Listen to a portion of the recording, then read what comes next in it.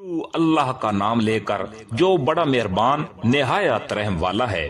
قسم ہے ان فرشتوں کی جو کافروں کی روح سختی سے کھینچتے ہیں اور جو مومنوں کی روح کی گرہ نرمی سے کھول دیتے ہیں، پھر فضا میں تیرتے ہوئے جاتے ہیں، پھر تیزی سے لپکتے ہیں، پھر جو حکم ملتا ہے اس کو پورا کرنے کا انتظام کرتے ہیں کہ جس دن بھونچال ہر چیز کو ہلا ڈالے گا، پھر اس کے بعد ایک اور جھٹکا آئے گا۔ اس دن بہت سے دل لرز رہے ہوں گے، ان کی آنکھیں جھکی ہوئی ہوں گی۔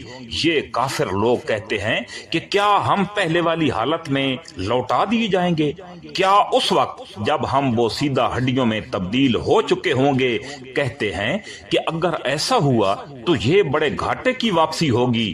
حقیقت تو یہ ہے کہ وہ بس ایک زور کی آواز ہوگی جس کے بعد وہ اچانک ایک کھلے میدان میں ہوں گے۔ اے پیغمبر صلی اللہ علیہ وآلہ وسلم، کیا تمہیں موسیٰ علیہ السلام کا واقعہ پہنچا ہے جب ان کے پروردگار نے انہیں طوا کی مقدس وادی میں آواز دی تھی کہ فرعون کے پاس چلے جاؤ، اس نے بہت سرکشی اختیار کر رکھی ہے، اور اس سے کہو کہ کیا تمہاری یہ خواہش ہے کہ تم سنور جاؤ، اور یہ کہ میں تمہیں تمہارے پروردگار کا راستہ دکھاؤں تو تمہارے دل میں خوف پیدا ہو جائے۔ چنانچہ موسیٰ علیہ السلام نے اس کو بڑی زبردست نشانی دکھائی، پھر بھی اس نے انہیں جھٹلایا اور کہنا نہیں مانا۔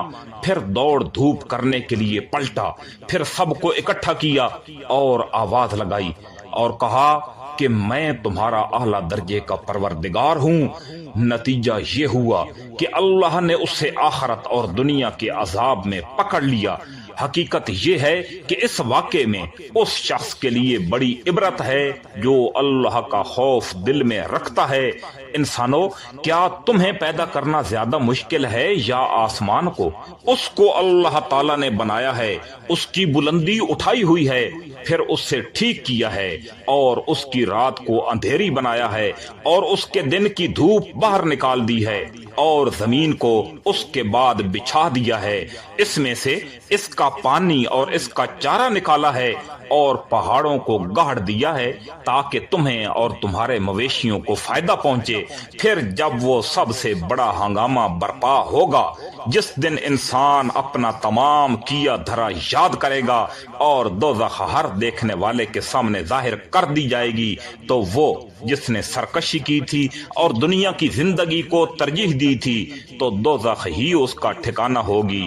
لیکن وہ جو اپنے پروردگار کے سامنے کھڑا ہونے کا خوف رکھتا تھا اور اپنے نفس کو بری خواہشات سے روکتا تھا تو جنت ہی اس کا ٹھکانہ ہوگی۔ یہ لوگ تم سے قیامت کی گھڑی کے بارے میں پوچھتے ہیں کہ وہ کب قائم ہوگی۔ تمہارا یہ بات بیان کرنے میں کیا کام؟ اس کا علم تو تمہارے پروردگار پر ختم ہے۔ جو شخص اس سے ڈرتا ہے تم تو صرف اس کو خبردار کرنے والے ہو۔ جس دن یہ اس کو دیکھ لیں گے اس دن انہیں ایسا معلوم ہوگا جیسے وہ دنیا میں یا قبر میں ایک شام یا ایک صبح سے زیادہ نہیں رہے۔